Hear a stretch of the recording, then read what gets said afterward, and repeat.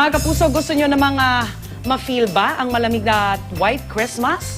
Naku, meron po niyan sa isang ice skating rink sa Pasay dahil umuulan po kasi doon ng yelo. Kaya samahan na po natin si Regine. Good morning, Reg!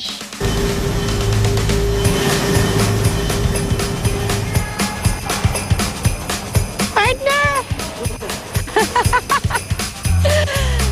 Hey! Mr. Claus! I love it! Arabels! Woo!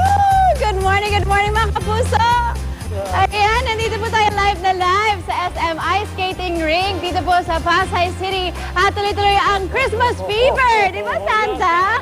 Kaya naman today, samahan niyo po kami dahil napakasayang magaganap. Siyempre, Pasko na po.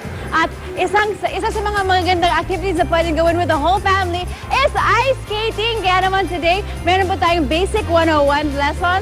Kaya naman kita niyo, si Mons mukhang kakastart lang niya sa kanyang lessons. At mamaya, makikita natin kung ano ang mga basic steps na dapat matutunan bago tumungtong dito sa ice skating rink dahil malamig at madulas naman talaga.